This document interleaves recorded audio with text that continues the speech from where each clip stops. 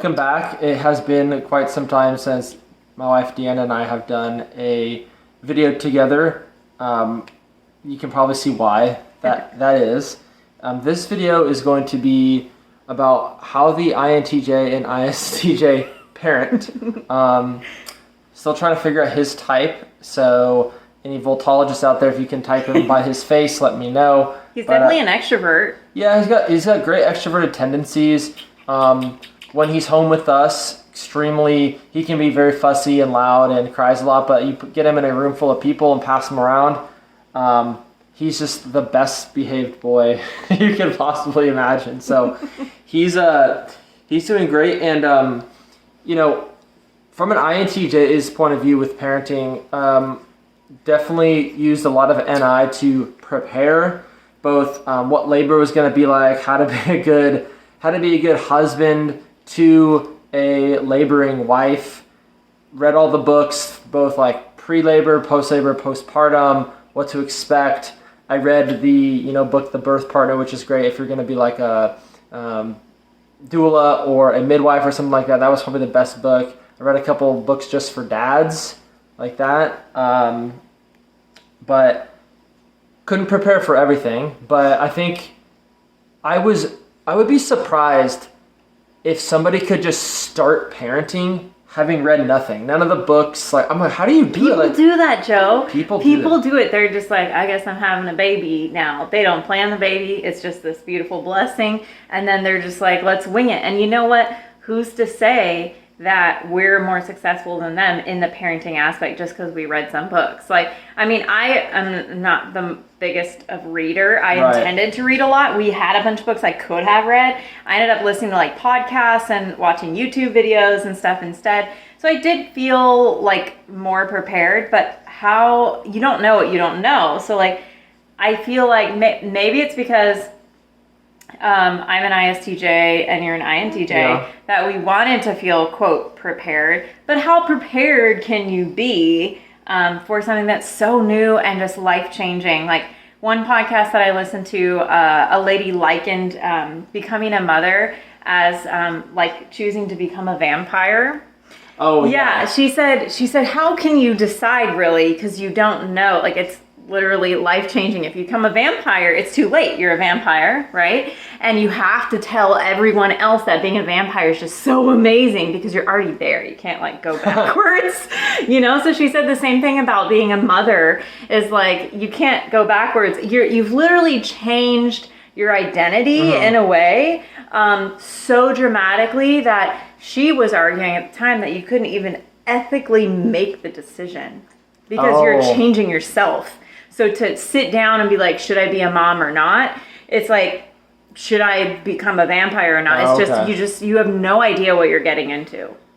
There's a quote you reminded me of. I'd known about it for a while, but you reminded me recently, which is humans plan and God laughs or something like that. Yes. And yeah, you can only plan for so much. I mean, we had a birth plan and we revised it and we had like, this is absolutely something we won't do and we're definitely going to do this. And of course, none of that was 100% to plan. Some of it like when you got to the hospital and things were, in motion and chaotic, it was like, actually, okay, let's just do that because it's more important for like comfort and safety to just do this than like a strict plan, which is for 2 TE users and especially for an SI user, that was surprisingly like when there's pain involved, plans can go out the window quicker than when there's not pain. I at least knew, I mentioned to you, I've never been in labor, so who knows where my mindset will be at the time.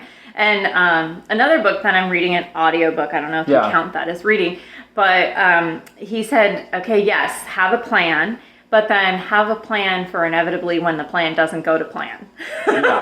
So it's like, plan A, plan B, plan C. And I had that in my mind when I went into labor. Right. Like, okay, I would like to have an unmedicated labor, but if I in the moment feel like I need it, then here's step 1, step 2 of like, down of what I'm willing to do, and again, how do I know how I'm going to feel until I'm there? So I think, I don't know if this is the right word, but humbling is the first word that comes to mind because I feel like there's a little bit of ego involved where you just like think that you can plan it and control it and like make things happen, but you know, manifest it. And to an extent you can, but to an extent you just have to let go and be more of someone who can quote go with the flow, which is not typical of an ISTJ. No, not for us. And one thing, and I'll just give this advice to the dads out there. Puked. That's fine.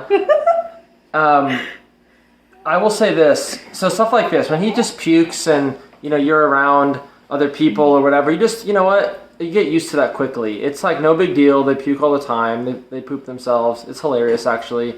So that's what I wanted to say is this for dads.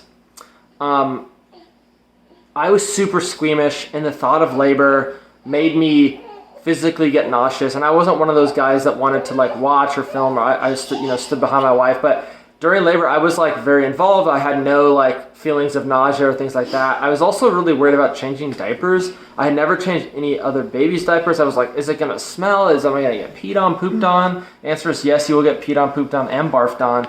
But it's your pee, poop, and barf in a way. So you're not grossed out like if some other person's baby did it to you, that you would be more grossed out. But you're just a couple that we were close with was saying that like what you're gonna do when you first get your babies, you're just gonna stare at them and be like, could you love anything more than this? And no, you can't. It's just like it's the most hilarious thing. And I think that you could see why people have more than one, but at this time we are like, okay, one is good for now. Let's give it a couple years. We thought it would be just hilarious and cute to have twins.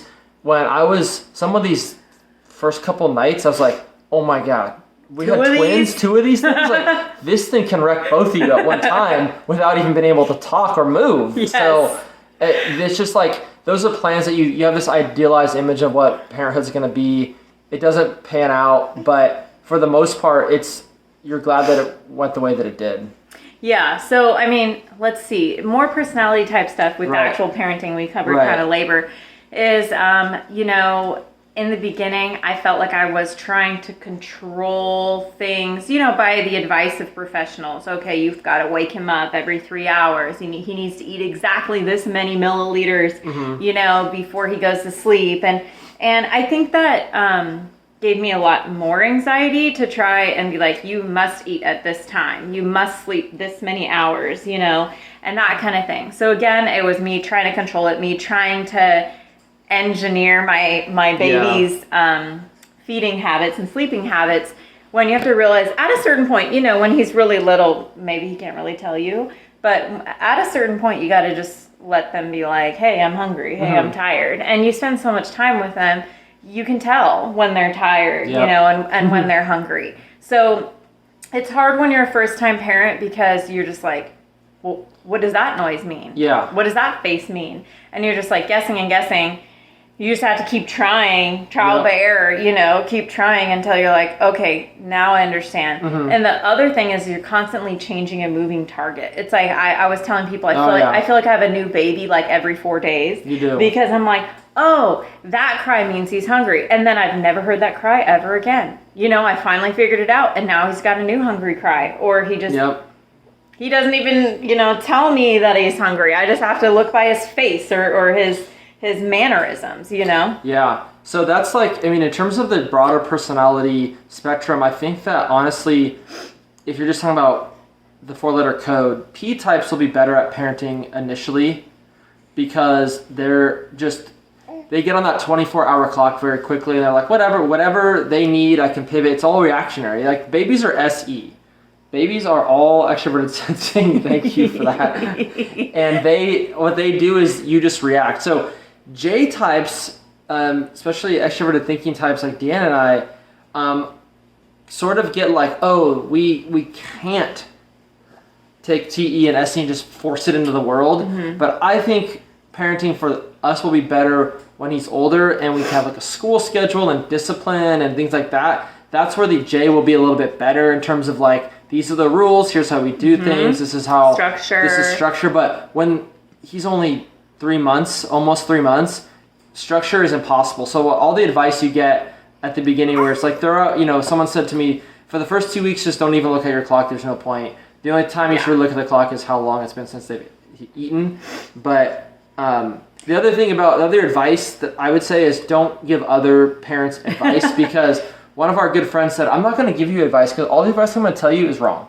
It will not work for your kid. Every baby's different. Right. So like my next pregnancy is going to be different. Right. The next baby is going to be different even from him. So what might have worked for him maybe won't work for the next baby, you know? So there really kind of is no point of giving advice. I mean, unless someone specifically says, well, what did you do in this situation? You can say, well, this is what I did, but I don't know if it'll work for your kid, you know? Your point too, when he gets older, I do think that we'll be really good at like teaching him lessons, like yes. morality, yes. and being a good citizen, being a good yes, person. you know, putting in the hard work and understanding like cause and effect and stuff. I feel like some other personality types aren't great with cause and effect. They're like, oh, why is life happening to me? Instead of like creating their own life, you know? Yeah. So I get it that not everything's under your control, which this baby has taught me for sure.